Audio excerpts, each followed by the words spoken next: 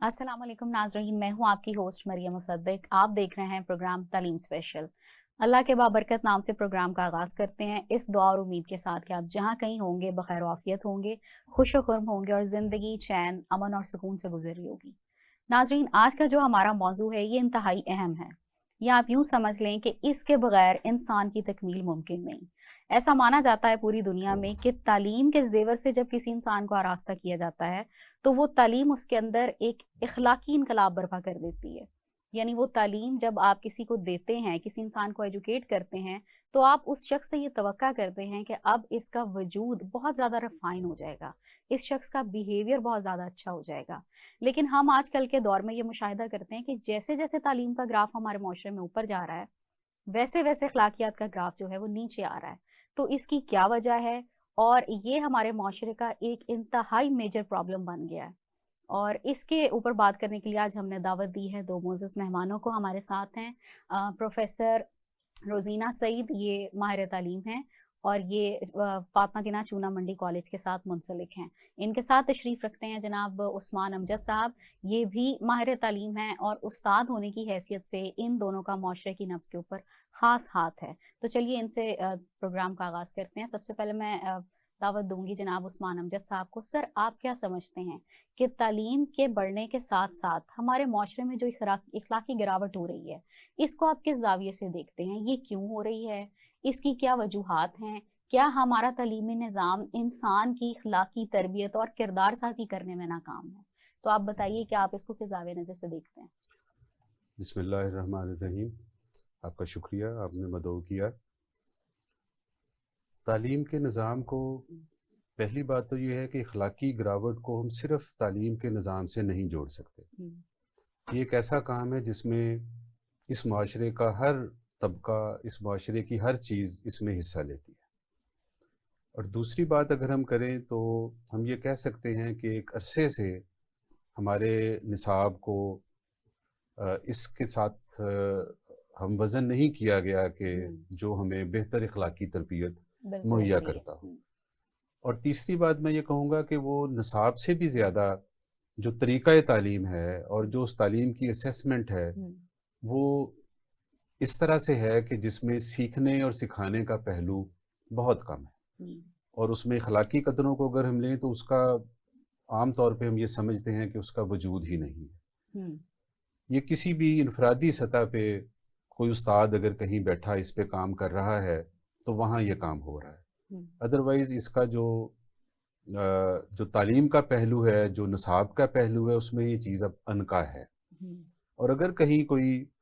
ऐसे मज़ामीन, इस तरह के असबाक शामिल भी हैं तो वो महज इम्तहानी नुक्ता नज़र से लिए और पढ़े जाते हैं। अब अगर हम यहाँ ये कहें कि उस्ताद को ये चाहिए कि वो जो असबाक की रूह है उसके मुताबिक वो बच्चों को लेके चले,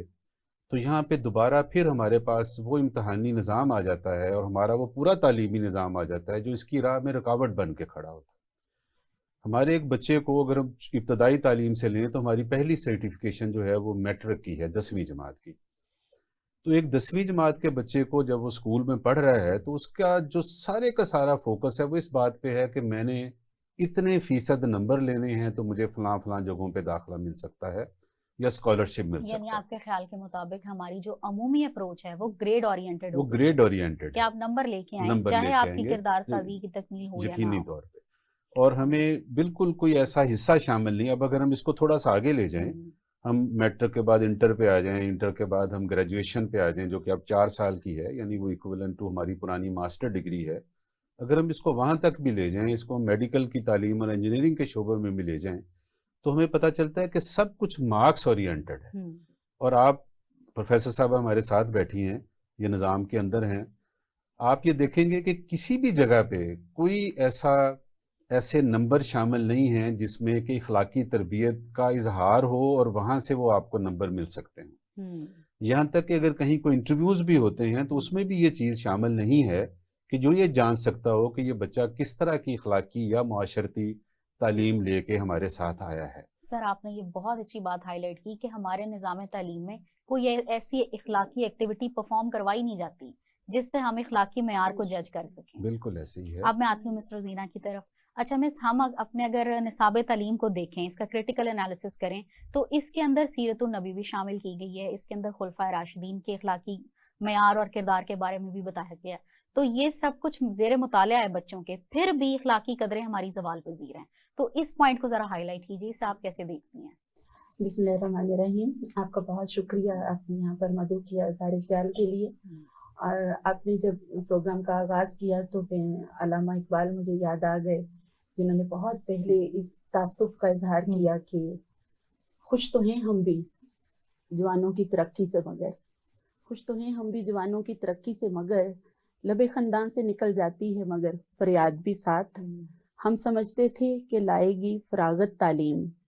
کیا خبر تھی کہ چلائے گا الہاد بھی ساتھ. تو الہاد اس طرح سے آیا ہے اور مسلسل آتا چلا گیا ہے. وہ لارڈ میکالے سے اگر بات کا آغاز کریں، 1835 میں جو چیز اس نے رکھی تھی سامنے، کہ تھوڑا آپ کے سوال سے یہ میں پیچھے چلی گئی ہوں کیونکہ ابھی تک میں آپ کے انٹرو پر اٹکی ہوئی تھی، کہ 2 فروری 1835 میں لارڈ میکالے نے برطانوی پارلیمان میں یہ تقریر کی تھی اور اس نے کہا کہ میں برے صغیر کے طول و عرض میں ہر جگہ گیا ہوں اور مجھے کہیں کوئی فقیر یا چور نظر نہیں آیا. تو میں سمجھتا ہوں کہ ان کی تعلیم اور تہذیب کا نظام اتنا مربوط ہے برے صغیر میں کہ یہاں پر کوئی فقیر یا چور پیدا نہیں ہو رہا. اور اس وقت انہوں نے یہ پلان کیا کہ ان کی اس چیز پر ہمیں ذک لگانی ہے، اس چیز کو توڑنا ہے، اور ہمیں یہاں سے وہ چیز جو ان کو چاہیے تھی کہ یہاں حکومت کرنی تھی انہوں نے، اور انہوں نے پورا کا پورا نظام تعلیم بدل کے جو ہمارا ایک فخر تھا، ہمارا غرور تھا، ہماری روایات، ہماری اقدار، ان پر ضرب لگائی اور مطمع نظر صرف اور صرف انگریزی تعلیم اور اس سے متعلقات جو ساری چیزیں تھیں اس پر آ گئے. یعنی آپ کی رائے میں انہوں نے جس چیز کو سب سے پہلے ٹارگٹ کیا وہ ہماری ایتھیکل بلڈنگ تھی، جی، اور ہماری بنیادی اخلاقیات. بالکل ایسے ہی تھا، ہمارا بنیادی روایات اور ہماری اقدار کا ڈھانچہ. پھر کچھ نہ کچھ حد تک گھسٹتے ہوئے ہم اس کے ساتھ کہیں، جیسے آپ نے کہا کہ ہمارے نصاب میں شامل ہے سیرت النبی، لیکن کتنا پورشن ہے آپ یہ دیکھیے.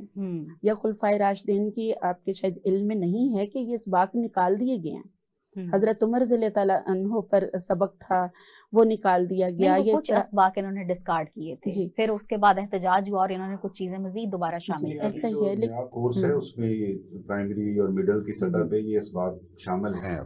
کچھ اسلامیات میں، کچھ اردو میں یہ چیزیں شامل. لیکن اخلاقیات جو ہے جیسے ابھی بات ہو رہی ہے وہ کسی بھی لیول پر اس طرح سے نہیں پڑھائی جاتی. بعض اوقات یہ مزہ کا خیز بات لگتی ہے کہ وہ غیر مسلموں کو پڑھائی جاتی ہے،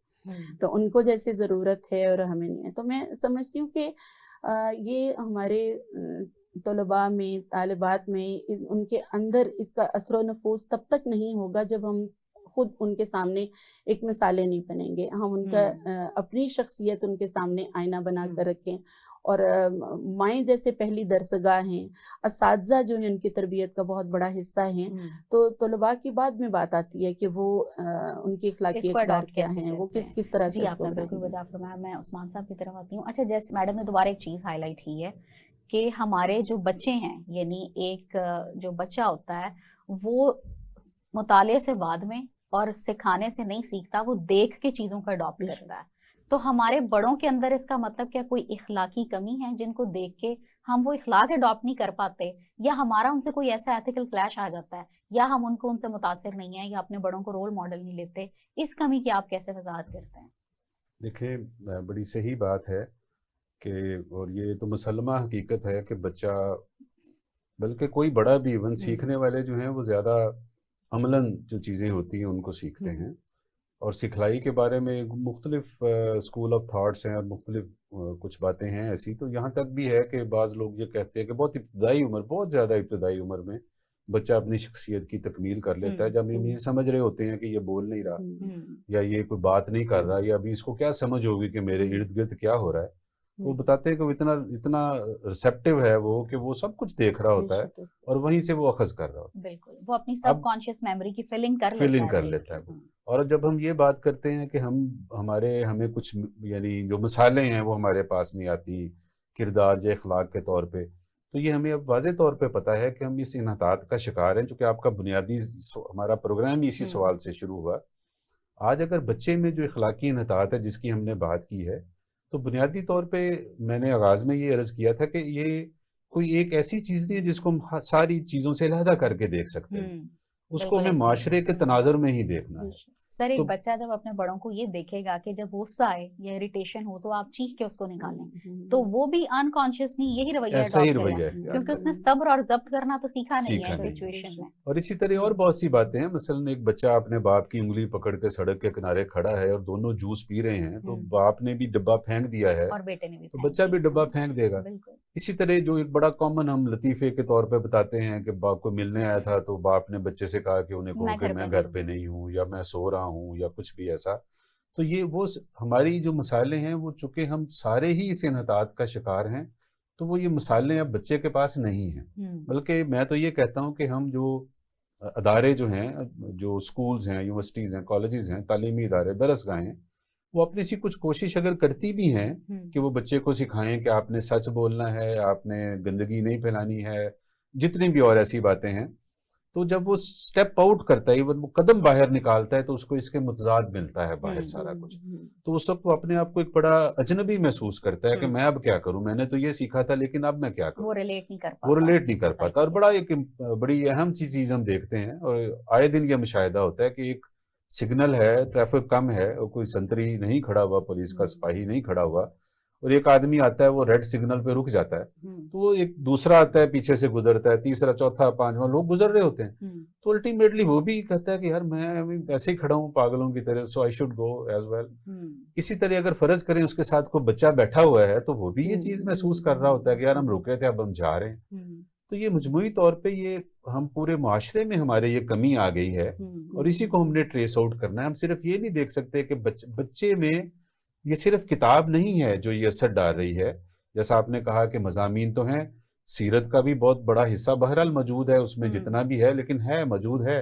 اچھی باتیں سکھانے کی ساری چیزیں سلیبس میں موجود ہیں، جیسے جیسے ہم اوپر جاتے ہیں تو اس کا طریقہ مختلف ہوتا جاتا ہے، لیکن 3، 4، چوتھی، پانچویں، چھٹی، ساتویں، آٹھویں، نویں، 10ویں کلاسوں میں یہ چیزیں موجود ہوتی ہیں، لیکن یہ اثر اس لیے نہیں کر پا رہی ہوتی کہ ہم جو معاشرے میں جا کے دیکھتے ہیں وہ اس کے منفی، اس کے اپوزٹ ہوتا ہے، اس کے اختلاف میں ہوتا ہے، تو بچے پہ وہ جو مسائل ہے وہ زیادہ اثر انگیز ہوتی۔ تو اس کا مطلب یہ ہے کہ ہمیں ایکچولی اس کا آغاز ہمیں بڑوں سے کرنا پڑے گا۔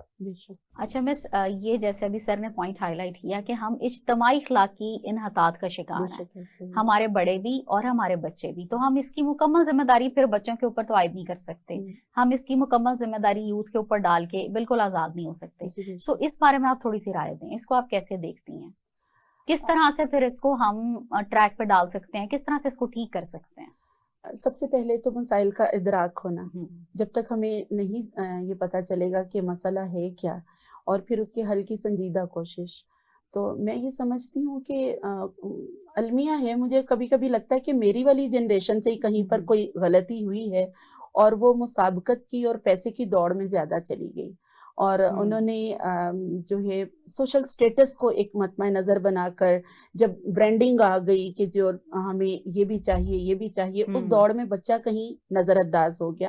اور بچے کی جو پہلی درسگاہ ماں کی گود تھی اس کی بجائے وہ شاید سوشل میڈیا سے زیادہ اثر لینا شروع ہو گیا، اور اس کو خود اس کا ایک یہ فیکٹر بھی تو ہے نا کہ جو غم روزگار کی جو جنگ ہے وہ اتنی شدت اختیار کر گئی ہے کہ اب والدین کے پاس بھی بچوں کو دینے کے لیے مکمل وقت اور ٹیمپرمنٹ نہیں بچا۔ بالکل ایسا ہی ہے، اور وہ جو صرف پہلی درسگاہ کے ساتھ ساتھ وہ ایک نانی دادی والی درسگاہ بھی تھی، ایک محلے میں کچھ بڑی بوڑھیاں بھی ہوتی تھی اور بڑے بوڑھے بھی ہوتے تھے، وہ بھی محلے کے بچوں پہ سب پہ نگاہ رکھتے تھے، تو کچھ تھوڑی نفسا نفسی آ گئی، میرے بچے کو آپ کچھ کیسے کہہ سکتی ہیں، یہ والا جو رویہ آیا۔ دوسری ایک چیز آئی جس کو میں اکثر ہائی لائٹ کرتی ہوں کہ سانو کی رویہ آ گیا، کہ مطلب مجھے کیا لگے، اس کا بچہ ہے وہ دیکھے، تو وہ جو کچھ لوگ ڈر بھی گئے کہ ہم نہیں کہہ سکتے ہیں، اچھا آپ دوسرے کے دخل اندازی نہیں، اچھا یہ باہر سے آئی، مجھے یہ لگا یہ ہماری روایات اقدار نہیں تھی کہ ہم کسی کو کچھ نہیں کہہ سکتے، نہیں جی اپنی اپنی وہ کیا کہتے ہیں کہ ذاتیات میں دخل نہ دیں، ہم دردمند معاشرے سے تعلق رکھتے ہیں، جی بے شک، اب وہ چیز ختم ہو گئی ہے، بے شک ایسا ہی ہے، تو وہ ذاتیات میں دخل اندازی جو ہے وہ میرا تو خیال تھا کہ وہ بہتر تھی کہ آپ کسی کا درد لے رہے ہیں، اس کے لیے آپ ایک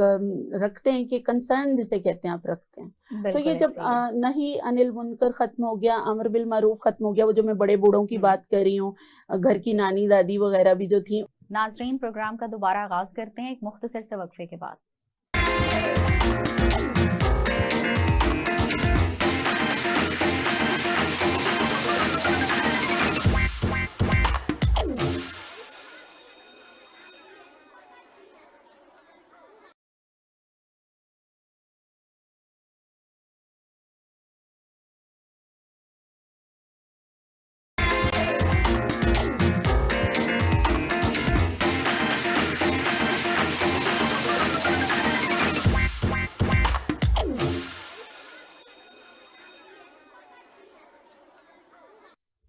वेलकम बैक नाज़रीन, प्रोग्राम का दोबारा आगाज करते हैं मुख्तसर से वक्फे के बाद। अच्छा सर, एक स्लोगन हमने इंपोर्ट किया चंद अरसा पहले अपने तालीमी निज़ाम के अंदर, और उसको बाकायदा हम लोगों ने चिप्सा किया मुख्तलिफ तालीमी इदारों में, और उसके ऊपर बहुत ज़्यादा बातचीत की गई, और वो स्लोगन था मार नहीं प्यार। तो इसको आप कैसे देखते हैं कि इसने हमारा एथिकल डैमेज किया है या इसने हमारा एथिकल फ़ायदा किया है? बड़ा अच्छा सवाल है। हमारा एक मसला है वसीयत मजमूई कि हम जब भी कोई तब्दीली लाते हैं तो जिस चीज़ को हमने बदलना होता है हम उसकी तारीख को नहीं देखते हैं। ये एक बैरूनी प्रेशर था इस बारे में कि जो हमारे इदारों में मारा जाता है और वो गैर इंसानी है। चूँकि जिस तरह से मारें गो ये होती कहीं कहीं हैं। अब देखें, सैकड़ों नहीं हज़ारों बल्कि लाखों स्कूल हैं या हज़ारों कॉलेजेस हैं या सैकड़ों यूनिवर्सिटीज़ हैं, तो ऐसा बहुत कहीं कम होता है उनमें। लेकिन उसकी जो मिसालें कभी हमारे सामने आई वो वाकई बड़ी वहशियाना थी, और उनमें ज़्यादातर तो हमारे मदारस थे जो दीनी तालीम देते हैं, और बहरहाल हमारे स्कूल्स भी थे। तो ये बात तो अपनी जगह पे दुरुस्त थी, लेकिन अब हमें ये देखना है कि हम किस कल्चर का हिस्सा रहे थे पिछले बहुत से अरसे में। यानी यही जो मार वारा फर्ज करे अगर कल्चर इसको गिरदाने तो ये कितना पुराना है, या मार की या जो डांट डपट की जो हमारे यहाँ तारीख है वो कितनी पुरानी। तो क्या हम उसको एक नए स्लोगन के तहत एकदम ख़त्म कर सकते हैं? ये हमारा असल मसला जो सामने आता है हमारे ये। मैं ये समझता हूँ ज़ाती तौर पे कि किसी भी चीज़ को ख़त्म करने के लिए हम उसे फेड आउट करते हैं, हम उसको काट नहीं देते हैं, रातों रात ख़त्म नहीं कर सकते। उससे माशरे पे एक बहुत बुरा असर पड़ता है। फिर जो इस पे बात तो भी और भी हो सकती है, लेकिन मैं एक अहम बात जो हो सकता है बाद में हम भूल जाएं, हमारे इस बात से भी ज्यादा बड़ा किरदार इस चीज ने अदा किया खराबी में कि जब इस बैनर के साथ के मार नहीं प्यार, इस चीज को बहुत बड़ी तशहीर दी गई कि इस मारने वाले उस्ताद के खिलाफ पर्चा भी दर्ज होगा, और फिर ये कहा गया कि वो पर्चा भी नाकाबिले जमानत है, और इसके लिए कानून साजी कर दी गई। अब अगर आप थोड़ा सा जहन में लाएं, हमारे यहाँ जब बच्चा जवान हो रहा होता है तो उसमें तो वैसे बहुत सी तब्दीलियां आ रही होती हैं, जो एडोलेसेंस की उम्र है। जब आपका बच्चा 9वीं 10वीं और 8वीं में होता है और उसकी बहुत सी चीज़ें बदल रही होती हैं, तो उसको जब ये पता चलता है कि मेरा उस्ताद अगर मुझे मारेगा तो मेरे पास ये इख्तियार मौजूद है कि मैं ये कर सकता हूँ, तो आप उसको उसका जो रवैया वो रखेगा आप उसका अंदाज़ा करें। तो जब हमने ये कानून बनाया तो हमने ये चीज बिल्कुल नहीं सोची कि इसका असर बच्चे पे क्या होना है और बच्चे की उस बात का पलट के असर उस्ताद पे क्या होना है।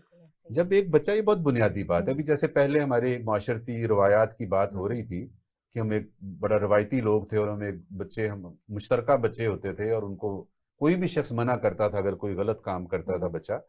तो अगर हम अब ये बात देखें तो हमें पता चलता है कि उस्ताद जो है वो एक बहुत पीछे एक दिफाई पोजीशन पे चला गया, उसको अपना आप बचाना मुश्किल हो गया। और फिर जो एक छोटी सी बात और कि एक मैं ये समझता हूँ, और ये हमारी जो रवायत है वो हमें बताती है कि तालीम रूहानियत के बगैर नहीं है,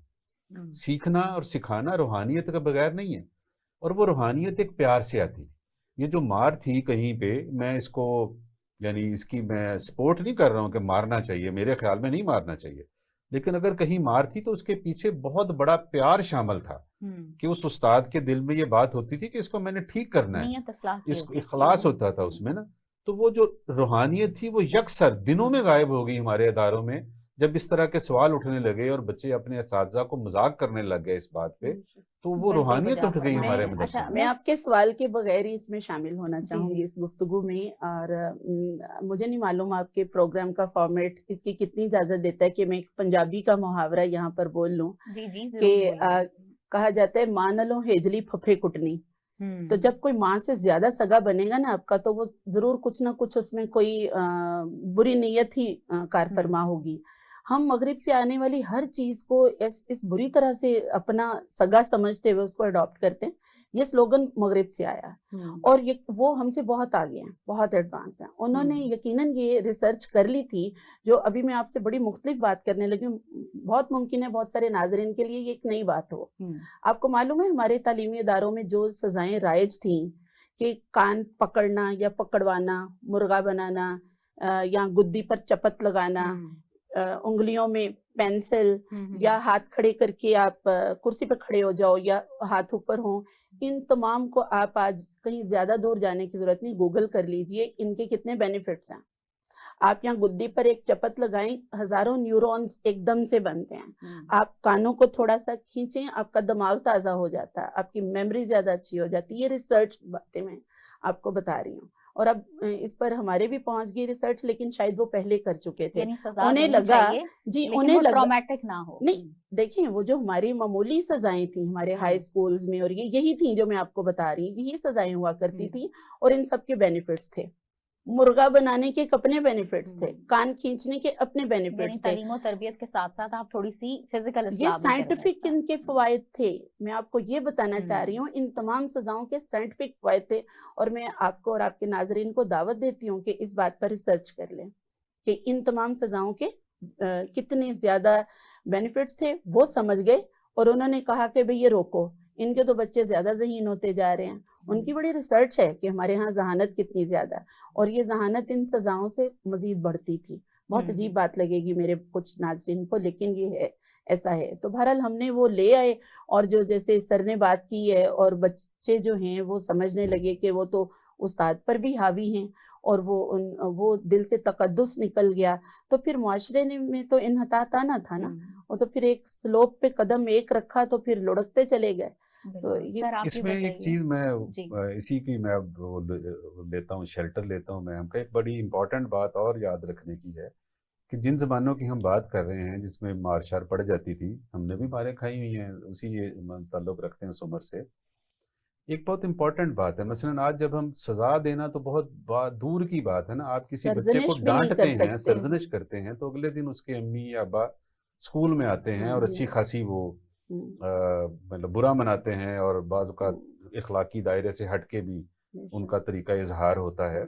وہ بھی استاد کی اہمیت کو, اس کی عزت کو, اور جو عزت نفس ہے اس کو مجروح کرتا ہے. ابھی جو مار پڑنے کی بات ہے تو اس میں یہ ہے کہ آپ بچے کو ساری کلاس کے سامنے چپتی مارتے ہیں مثلا, تو اس کی عزت نفس مجروح ہوتی ہے.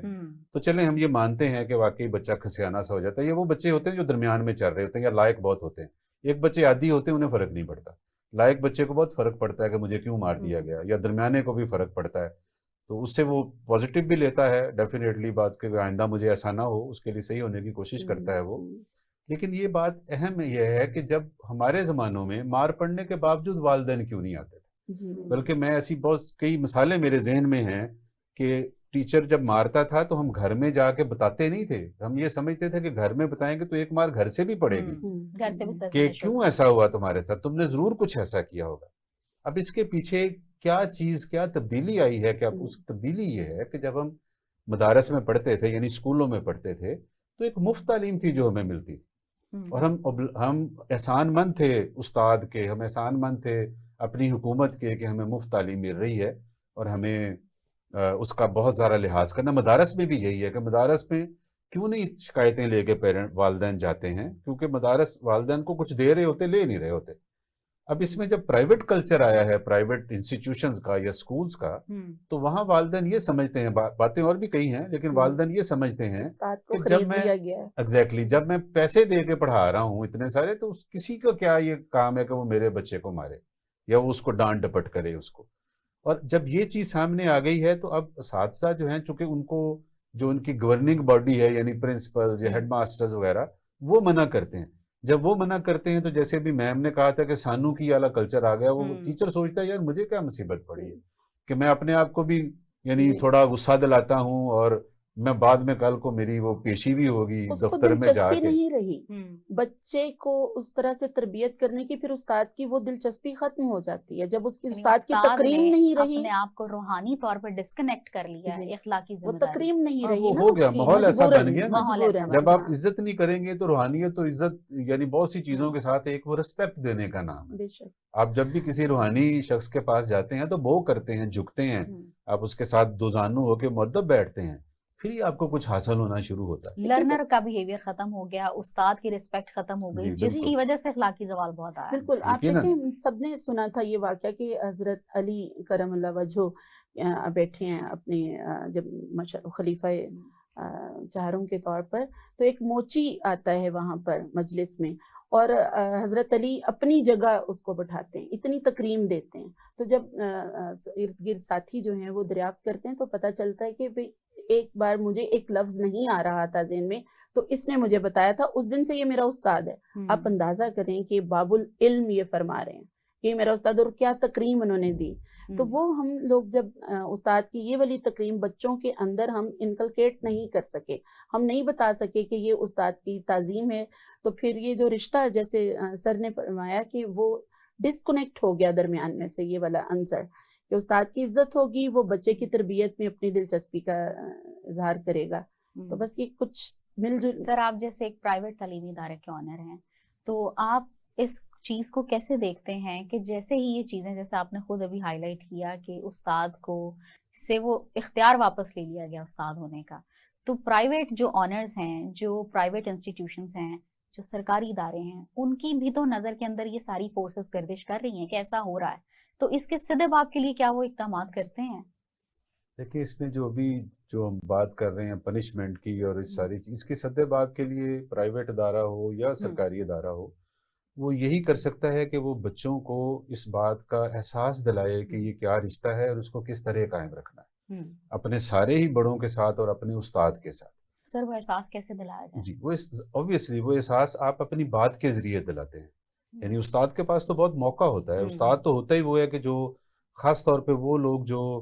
ہیومینٹیز کے مضامین پڑھاتے ہیں, ان کے پاس تو یہ بہت موقع ہوتا ہے کہ وہ بات میں سے بات نکالتے ہیں اور وہ اپنے بچوں کی تربیت کرتے ہیں, اور ایسا ہوتا ہے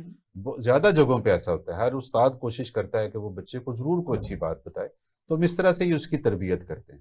لیکن اس میں وہی مسئلہ آتا ہے کہ یہ کوئی ایک جزیرہ نہیں بن سکتا ہے,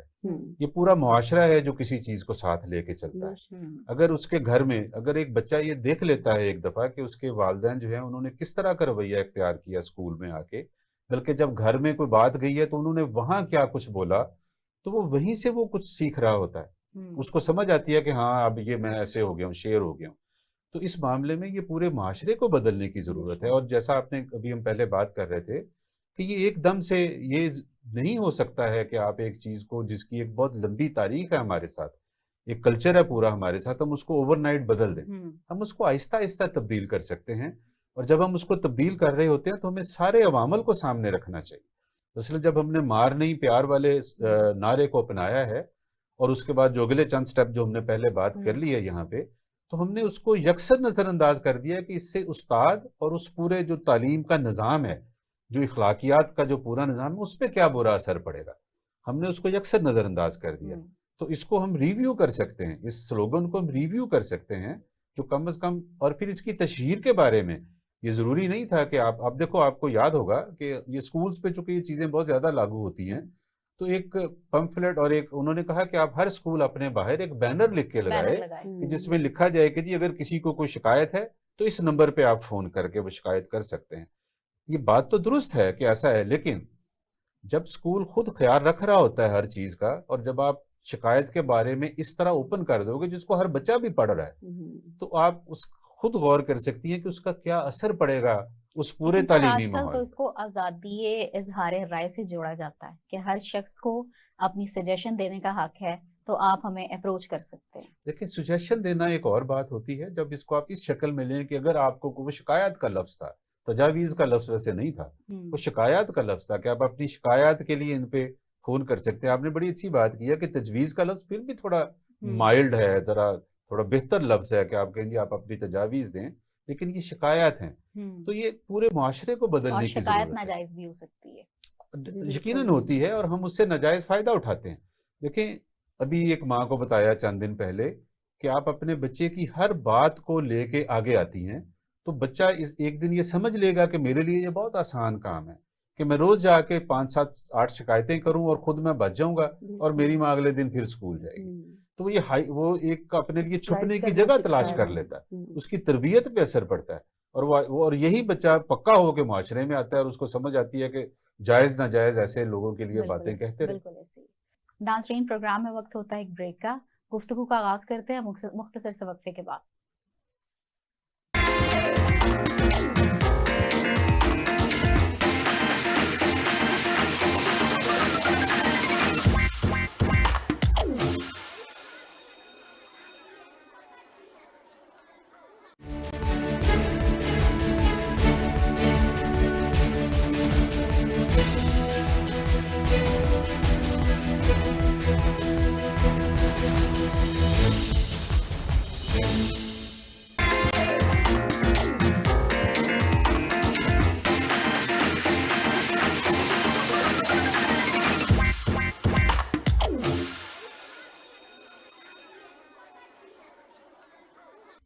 ویلکم بیک ناظرین, گفتگو کا دوبارہ آغاز کرتے ہیں اپنے معزز مہمانوں کے ساتھ. اچھا سر,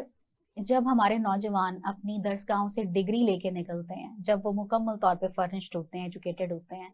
تو جو نوکری دینے والا طبقہ ہے وہ کہتا ہے کہ ان کے پاس ریکوائرڈ اسکل نہیں ہے, اور جو نوکری لینے والے ہیں وہ کہتے ہیں کہ ہمیں ایڈجسٹ نہیں ہونے دیا جا رہا, یہ ہمیں ویلکم نہیں کیا جا رہا. تو سر یہ جو ویکیوم پیدا ہوتا ہے جاب نہ ملنے کی وجہ سے, بہت سے اس کے اور عوامل, انگزائٹی ہوتی ہے, ڈپریشن ہوتی ہے, غیر یقینی صورتحال پیدا ہوتی ہے, اس چیز کو پھر آپ کیسے دیکھتے ہیں؟ بچہ جب جاب کے لیے جاتا ہے تو اس وقت تو وہ اس کی آپ یہ سمجھ سکتے ہیں کہ جو وہ پڑھ رہا تھا, جو بھی تعلیم لے رہا تھا, اس کے وہ تقریباً آخری سٹیج ہوتی ہے. اس کے بعد وہ پی ایچ ڈیز کے لیے یا اس کے لیے بعض سبجیکٹس میں لوگ جاتے ہیں, بعض سبجیکٹس میں لوگ نہیں جاتے. لیکن اس چیز کا آغاز جو یہ ان کی کمپیٹیبلٹی نہیں ہو پاتی ہے بچے کی اور اس کی جاب کی جو اس کو مل رہی ہے, اور اسی لیے جو اس کا اجر ہے جو اس کو جاب دینا چاہتا ہے وہ اس کو مناسب نہیں سمجھ رہا ہوتا, چونکہ وہ یہ دیکھتا ہے کہ یہ وہ والی سکلز نہیں رکھتا جو مجھے کام کے لیے چاہیے. اور بچہ یہ کلیم کرتا ہے کہ میں تو یہ پڑھ کے آیا ہوں, 4 سال کی ڈگری کی ہے یا اس کے بعد 2 سال مزید بھی پڑھا ہے. اس چیز کا آغاز بہت چھوٹی تعلیم سے ہوتا ہے. چھوٹی تعلیم سے اس کا آغاز ایسے ہوتا ہے کہ جیسے ہم نے کہا کہ پہلا جو ہمارا مرحلہ ہے وہ میٹرک کی ایجوکیشن ہے اور پھر انٹر وغیرہ. ہم اپنی تعلیم کے کسی بھی مرحلے پہ عملی تعلیم کو نہیں پاتے ہیں کہ ہم نے جو پڑھا تھا تو اس کا کوئی پریکٹیکل بھی کیا, اس کا پریکٹیکل بھی ہم نے کیا ہو. اب پریکٹیکل کی اگر بات ہے تو یہ نہ سمجھ لیے جائے کہ جو پریکٹیکل ہم فزکس کیمسٹری بایولوجی کی کرتے ہیں تو وہ اس کی ایک اپنی کہانی, ایک سٹوری ہے اپنی پوری سی اگر ہم اس کی بات کریں. لیکن ہم جو پڑھ رہے ہوتے ہیں اس کا ہم عملاً نہ تجربہ کرتے ہیں, اور بہت ساری چیزیں ایسی ہوتی ہیں جو عملاً ہمارے سامنے نہیں آتی ہیں. یہاں تک کہ ہمیں مثلاً اگر حساب یا ریاضی پڑھ رہے ہوتے ہیں, میتھمیٹکس, تو بچے کو یہ بتانے کا رواج ہی نہیں ہے کہ ہم جو پڑھ رہے ہیں اس کا فائدہ ہمیں کہاں پہ ہے, یہ میں کہاں استعمال کروں گا. تو یہی چیزیں کیمسٹری میں یا دوسرے سبجیکٹس میں بھی, دوسرے جتنے بھی مضامین ہم پڑھتے ہیں ان میں چلتی ہیں. اور یہی پارٹ جو ہے یہ آگے کی تعلیم تک جاتا ہے. یعنی ہم انٹر تک تو ہمارا جتنا ایگزامینیشن ہے وہ سارا رٹے پہ بنیاد رکھتا ہے, اس کا تعلق عمل سے نہیں ہے. اور ایک اور بات جو میں آپ سے یہ کہنا چاہوں گا, ہم ابھی یکساں تعلیم کا, چونکہ یکساں نصاب کا بات کافی عرصے سے چلتا ہے, تو میں یہ کہتا رہا تب بھی کہ یکساں نصاب کا مسئلہ نہیں ہے. میں آج بھی یہ کہتا ہوں کہ یکساں نصاب کا مسئلہ نہیں ہے, وہ صرف مدارس اور سکولز کا ایک فرق ہے. سکولز کے درمیان میں یکسانیت کا کوئی مسئلہ نہیں ہے. کتابیں اٹھا کے دیکھ لیں وہ ایک ہی جیسی ہیں, پلس مائنس بہت بڑا فرق اگر ہے تو اتنا ہے کہ سٹیپ کا فرق ہے. کہیں ایک چیز اگر ہم کسی 5th گریڈ میں پڑھا رہے ہیں تو وہی چیز کہیں 4th گریڈ میں پڑھائی جا رہی ہے, یا کہیں وہی چیز 6th گریڈ میں پڑھائی. یہ بہت بڑا فرق ہے. بہت بڑا فرق ایگزامینیشن سسٹم کا ہے. ہمارے بچے مثلاً ہمارے یہاں ایک پیرلل سسٹم چلتا ہے جس کو ہم او لیول سٹڈیز کہتے ہیں یا اے لیول سٹڈیز کہتے ہیں. اس کے بچے جب فارغ ہو کے بازار میں مارکیٹ میں آتے ہیں کام کرنے کے لیے یا یونیورسٹیز میں ایڈمیشن لیتے ہیں, تو وہاں ایک فرق سامنے آتا ہے جو اکثر اس کا ذکر ہوتا ہے جب اساتذہ اکٹھے بیٹھتے ہیں یا جب مارکیٹ میں یہ بات آتی ہے کہ وہ بچے جو اے لیول کر کے یونیورسٹی میں جاتے ہیں ان کو کام بہت آسان لگ رہا ہوتا ہے، اور ان کی نسبت وہ بچے جو ان کے ساتھ ایف ایس سی کر کے آئے ہوتے ہیں وہ کافی پریشان دکھائی دیتے ہیں۔ اسی طرح وہ بچے جو اے لیول کے بعد مارکیٹ میں جاب کے لیے آتے ہیں، یا جو اے لیول کر کے یونیورسٹیز میں پڑھ کے بعد میں جاب مارکیٹ میں آتے ہیں ان میں، اور وہ بچے جو ایف ایس سی کر کے آئے ہوئے تھے، بہت بڑا فرق نظر آتا ہے۔ اب وہ فرق کس چیز کا ہے؟ وہ فرق محض اس نظام کا ہے جس کی ہم آج بات کر رہے ہیں۔ ابھی اس وقت میں بات کر رہا ہوں کہ ایکچولی نصاب کو تبدیل کرنے کا اتنا بڑا مسئلہ نہیں تھا جتنی بڑی ضرورت نظام کو بہتر کرنے کی تھی۔ تو وہ نظام جیسا او لیول کے ایگزامینیشن کا نظام ہے یا اے لیول کے ایگزامینیشن کا نظام ہے، ہمیں اس کی طرف جانا چاہیے، چونکہ وہ بچوں کو بہت سا کام، بلکہ تقریباً سارا کام خود کرنے کی عادت ڈالتا ہے، اور وہ بچے کو کرنا پڑتا ہے، اور تبھی وہ اپنے ایگزام سے نکل پاتا ہے۔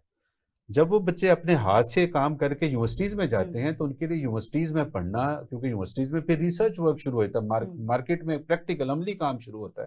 تو اس کے لیے وہ بہت زیادہ آسان ہوتا ہے۔ اور اسی طرح جب وہ مارکیٹ میں جاب کے لیے جاتے ہیں تو اس کے لیے آسان ہوتا ہے۔ لیکن وہ لوگ ظاہر تعداد میں کم ہیں، ہم لوگ جو گورنمنٹ اسکول لیول پہ یا دوسرے اسکول جو میٹرک اسٹریم سے جاتے ہیں، ان کی ایف ایس سی سے انٹر اسٹریم سے جاتے ہیں، ان کی تعداد بہت زیادہ ہے۔ تو ان کے پورے سسٹم میں اس بات کی کمی ہے کہ عملی تربیت نہیں ہے، اور جو پڑھایا جا رہا ہوتا ہے وہ مارکیٹ کے ساتھ کمپیٹیبل نہیں ہوتا۔ میں ایک مثال تھوڑی سی دیتا ہوں کہ ایک صاحب سے ایک دفعہ بات ہوئی، وہ یونیورسٹی انجینئرنگ کے شعبے سے وابستہ تھے، اور وہ جو برج کرتے تھے یونیورسٹی کے اسٹوڈنٹ کو انڈسٹری کے ساتھ۔ تو انہوں نے مجھے یہ بتایا کہ جب ہم ایک انڈسٹری میں وزٹ کرنے گئے ہیں اور ہم نے اپنے اسٹوڈنٹس کو مارکیٹ کیا وہاں پہ، تو انہوں نے ہمیں یہ بتایا کہ آپ کے اسٹوڈنٹ، حالانکہ وہ ہماری یعنی سب سے بڑی یونیورسٹی ہے، میں اگر اس کو چلے پنجاب کی ہی کہوں تو وہ سب سے بڑی یونیورسٹی انجینئرنگ سکھانے کے لیے، تو انہوں نے بتایا کہ وہ جو فیکٹری آنرز تھے انہوں نے بتایا کہ ہماری اتنی سفسٹیکیٹڈ مشینری ہے کہ جس کی پڑھائی آپ کے پورے سلیبس میں نہیں ہے، تو ہم وہ مشین آپ کے بچے کے حوالے کیسے کر دیں جس کی بہت بڑی قیمت ہے، تو ہم اس کے لیے پھر باہر سے لوگ بلاتے ہیں۔ تو اس طرح سے ہماری ایجوکیشن جو ہے وہ تقریباً ہر لیول پہ وہ جڑ نہیں پا رہی ہے جو مارکیٹ کی ڈیمانڈز ہیں، اور مارکیٹ کی ڈیمانڈز جو ہیں وہ ایور چینجنگ، ہر وقت بدل رہی ہیں، کیونکہ پچھلے 8-10 سال سے معاشرے میں، زمانے میں، مارکیٹ میں، بازار میں بہت تیزی سے تبدیلی آتی ہے، جبکہ ہم وہ سلیبس چلا رہے ہوتے ہیں جو کئی سال چلتا رہتا ہے۔ میں آپ کو یہاں پہ ایک بات کرتا ہوں آپ سے جو اس کی طرف تھوڑا سا اس کا جوڑ ملتا ہے، کہ ہم اپنے بچپن میں ایک انگریزی کی کتاب پڑھتے ہیں، تو انگریزی کی کتاب ہم نے پڑھ لی، کتاب پڑھنا جو ہے وہ کمپریہنشن کے لیے ہے کہ آپ نے اس کو انڈرسٹینڈ کیا ہے، تو اس کے بعد اس کا امتحان ہونا چاہیے کہ بھی ہم دیکھیں کہ کیا اس بچے نے اس کو سمجھا ہے، وہ انگریزی پڑھے گا۔ فرض کریں میں انگریزی کی بات، یہ اردو کی بھی سیم ہے، اردو میں بھی یہی بات ہے کہ آپ نے اردو کا وہ مضمون پڑھا ہے تو کیا آپ اس مضمون پڑھ کے آپ اس کو سمجھ چکے ہیں؟ اب اس سمجھ کے لیے ہمارے یہاں جو آج بھی پیپر میں سوال آ رہا ہے 10ویں کے، وہ آتا ہے کہ take into your mind lesson number فلاں، یا اپنے دماغ میں فلاں سبق کو لائیں اور مندرجہ ذیل سوالوں کا جواب دیں۔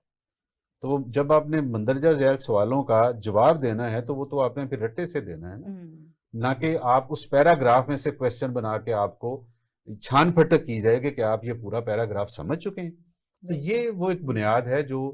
آخر میں جا کے ہمیں اس کا نتیجہ اس شکل میں ملتا ہے، اور جس کے نتیجے میں بچے فرسٹریٹ ہوتے ہیں۔ میں مسٹر زینہ کی طرف آتی ہوں۔ جیسے کہ ابھی سر نے پوائنٹ ہائی لائٹ کیا ہے کہ ہمارے نظام کے اندر مٹیریل کی زیادتی ہے، عمل کی کمی ہے، تو ہم اپنا جو بچوں کو ایجوکیٹ کر رہے ہیں، ایک تو ہم ان کو ماڈرن سکل نہیں دے رہے، لیکن ہم ان کو جو ایجوکیشن دے رہے ہیں اس کو ہم اس کے ساتھ ساتھ پریکٹیکلی ان کو کیسے فرنش کر سکتے ہیں؟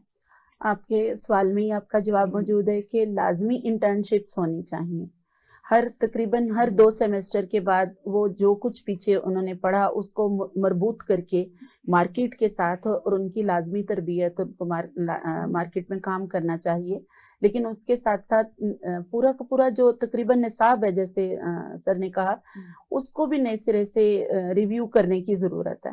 جیسے انہوں نے انجینئرنگ کی مثال دی، میرے اپنے صاحبزادے کے ساتھ یہ ہوا کہ وہ ایک بہت معروف یونیورسٹی سے انہوں نے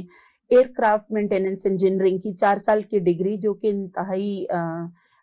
پیسے کے لحاظ سے دیکھا جائے تو بہت قیمتی ڈگری تھی، لیکن یونیورسٹی کے پاس ایک جو ریکوائرمنٹ تھی ڈگری کی، ایک لائیو جہاز پر بچے کام کریں، وہ انہوں نے مہیا نہیں کی۔ تو اس کے بعد وہ مارکیٹ میں بچے بالکل زیرو تھے، کیونکہ انہوں نے کبھی کسی لائیو جہاز پر کام کیا ہی نہیں، ان کو وہ فیسلٹی نہیں دی گئی۔ تو یہ نتائج تو پھر سامنے اسی طرح سے ابھی اگر جس شعبے اس وقت ہم بیٹھے ہوئے ہیں، مثلاً جرنلزم کا شعبہ آپ لے لیجئے. میں پڑھاتی ہوں BS کی طالبات کو جن کا نصاب پنجاب یونیورسٹی نے بنایا ہوا ہے, اور مجھے یہ افسوسناک بات پتہ چلی, میرا مضمون تو فنکشنل اردو ہے, میں ان کو اس میں اچھا نصاب ہے فنکشنل اردو جو 6 ماہ میں وہ پڑھیں گے, اس میں انٹرویو نگاری کیسے کرنی ہے, انہوں نے اصطلاح سازی کیسے کرنی ہے, یا علم بدیع و بیان کے ذریعے سے انہوں نے اپنی گفتگو کو یا تحریر کو انہوں نے کیسے مرصع کرنا ہے, یہ ہمارے نصاب کا حصہ ہے, وہ ہم سکھا رہے ہیں. لیکن مجھے یہ پتا چلا کہ باقی 7 سیمسٹرز میں تمام مضامین انہوں نے ذریعہ تعلیم جو ہے وہ انگریزی ہے, انگریزی میں ہی بولنا ہے, انگریزی میں ہی لکھنا ہے, انگریزی میں سمجھنا ہے, جبکہ آپ کی میڈیا کی جو مارکیٹ ہے وہ تقریباً میں سمجھتی ہوں شاید 98% یا 95% اردو ہے. الیکٹرانک میڈیا بھی اردو ہے, پرنٹ میڈیا بھی اردو ہے. تو وہ بچے بچارے جو ہیں نہ وہ تیتر رہے, نہ بٹیر, نہ وہ کوے رہے, نہ ہنس رہے ہیں, اور میرا خیال ہے ہمارے نظام تعلیم پر ہنس رہے ہیں. سر مختصراً اس کا جو ہم نے آج گفتگو کی ہے, اس کا مختصراً کوئی ایک نتیجہ بتائیے کہ ہم جب نظام کی تبدیلی کی بات کریں, تعلیم کی بات کریں, تو ہم ان کیا فیکٹرز کو پکڑیں, ان کیا چیزوں کو کور کریں کہ ہمارا اخلاق بھی بہتر ہو جائے, پروفیشنلی بھی ہمیں کسی قسم کا مسئلہ نہ ہو. میں یہ سمجھتا ہوں کہ معاشرتی پورے معاشرے کی سطح پہ کوئی بھی تبدیلی بغیر ریاست کے نہیں آ سکتی ہے. چونکہ ریاست ہماری ذمہ دار ہے, تو ریاست کے بغیر تبدیلی آنا ممکن نہیں ہے. اس کے بغیر چھوٹی چھوٹی کوششیں ہیں وہ بہت کامیاب نہیں ہو سکتی ہیں. وہ کوششیں ہمیشہ سے ہوتی ہیں, ہر معاشرے میں ہوتی ہیں. وہ کوششیں پورا نتیجہ نہیں لا سکتی ہیں جب تک کہ ریاست کی سرپرستی حاصل نہ ہو. ریاست کو یہ چاہیے کہ وہ ایک نقطہ نظر اختیار کرے, اس کو یہ پتا ہو کہ ہم کیا چاہتے ہیں, ہمارا بچہ کیا پڑھ کے اس کو کیا بننا چاہیے, تو اس کو واضح طور پہ ڈیفائن کرنا چاہیے اور اس کے مطابق اسے چلنا چاہیے. ہم اپنی بہت سی باتیں, چونکہ ہم ایک مسلم معاشرہ ہیں, ہمیں اپنی بہت سی چیزیں, یہ ضروری نہیں ہے کہ ہم دنیا کے سیلاب میں بہہ جائیں. سیلاب میں بہہ جانا کسی زندہ قوم کا کام نہیں ہوتا. ہمیں یہ چاہیے کہ ہم اپنے جس مذہب کے ہم پیروکار ہیں اس مذہب کی اخلاقیات کو سامنے رکھ کے ان چیزوں کو بچوں کو پڑھائیں اور وہ معاشرے میں پیدا کریں. اب یہ میں نے گورنمنٹ کا یا جو انتظامیہ ہے یا جو ہمارا سربراہ ہے حکومت کے, ان کی بات میں نے اس لیے کی کہ ہم اس وقت تک یہ کسی نتیجے پہ نہیں پہنچ سکتے, یعنی کچھ فائدہ حاصل نہیں کر سکتے جب تک کہ یہ ساری چیزیں ایک دوسرے کے ساتھ اوپر نہیں آتی ہیں. سب کچھ ایک ساتھ صحیح نہیں ہوتا ہے, چونکہ تقریباً سب کچھ خراب ہوا ہوا, تو اس کو یہ لینا چاہیے. اور اس میں چند موٹی موٹی باتیں رائے کے طور پہ دی جا سکتی ہیں. مثال کے طور پہ آپ کو چاہیے کہ آپ یہ جو نمبر گیم ہے اس کو بند کریں. میں اس کی ایک مثال دیتا ہوں چھوٹی سی, کہ آپ اگر بار بار اس کا ذکر آ رہا ہے, چونکہ ہم استاد ہیں تو ہمیں جو مقابلتاً چیزیں سامنے آتی ہیں سب کو پڑھنا پڑتا ہے. آپ اگر A لیول کر کے کسی یونیورسٹی میں داخلے کے لیے اپلائی کرتے ہیں تو 5 اسٹوڈنٹ ہیں, تو انہوں 5 اسٹوڈنٹ کے لیے اس داخلے والی یونیورسٹی کے 5 الگ الگ میں آ رہا تھا. بالکل ٹھیک. مسٹر زینا آپ بتائیے, آپ اسی یہ جو سر نے ابھی پوائنٹ ہائی لائٹ کی ہے اس کے اوپر بات کیجیے کہ کس طرح سے ہم لوگ اس کو دوبارہ اس ایتھیکل فال کو دوبارہ سے اس کو ریڈیو کر سکتے ہیں. بالکل, جیسے سر نے کہا کہ ہر سوسائٹی کے ہر شعبے کو اس میں اپنا عملی حصہ لینا پڑے گا, اور سب سے پہلے ریاست کو, ایک ریاست ہوتی کہ ماں کے جیسی, پھر اس کے بعد والدین کو اپنی ذمہ داری سمجھنا پڑے گی, تعلیمی اداروں کو اور استاد کو اپنا حصہ ڈالنا ہوگا, اور بہت بڑا کردار ہمارا میڈیا ادا کر سکتا ہے. اگر تمام جو ہے اس وقت اتنے چینلز ہیں, یہ سب ایک پالیسی ہو ان کی, اور انہیں پتا ہو کہ ہم ایک قوم کی تربیت کر رہے ہیں, ہمارے لوگ برے نہیں ہیں, ہمارے بچے برے نہیں ہیں, ہم اس مٹی میں ایسی نمو ہے, ایسی طاقت ہے کہ یہ وہی علامہ اقبال والی بات کہ ذرا سا نم ہو تو یہ بڑی زرخیز ہے. ہر مشکل گھڑی میں آپ دیکھتے ہیں کہ پاکستانی معاشرہ کہاں جاتا ہے, وہ 65 کی جنگ ہو یا وہ 2005 کا زلزلہ ہو, وہ ابھی کا سیلاب ہو, پاکستانی قوم جیسی کوئی قوم نہیں ہے. اور صرف تھوڑی سی تربیت کی ضرورت ہے, اور اس میں ہماری پوری سوسائٹی کا ہر جو ہے حصہ وہ اپنا اپنا کردار ادا کرے. اور میں کہا کرتی ہوں کہ مل جل کے عرض پاک کو رشک ارم کریں, مل جل کے عرض پاک کو رشک ارم کریں, کچھ کام آپ کیجئے, کچھ کام ہم کریں, تو انشاءاللہ تعالی منزل دور نہیں ہے اگر مقاصد کا تعین کر لیا جائے. بہت شکریہ, آپ دونوں نے اپنا قیمتی وقت دیا. ناظرین, ایک مسئلہ ہمارے معاشرے کے اندر پیدا ہو گیا ہے جو کہ اب چھوٹا بھی نہیں رہا، ایک اچھی خاصی ہیبتناک شکل اختیار کر گیا ہے، اور وہ ہے ہمارا ایتھیکل فال۔ اس کے بغیر کوئی قوم ترقی نہیں کر سکتی۔ ہمیں یہ چاہیے کہ ہم سب سے پہلے اس بات کو تسلیم کریں کہ ہمارے اندر یہ مسئلہ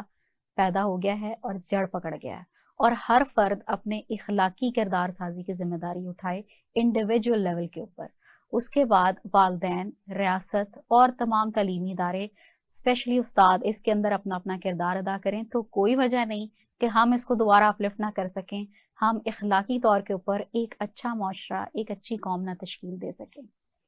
بہت شکریہ آپ سب کے وقت کا، اللہ نگہبان۔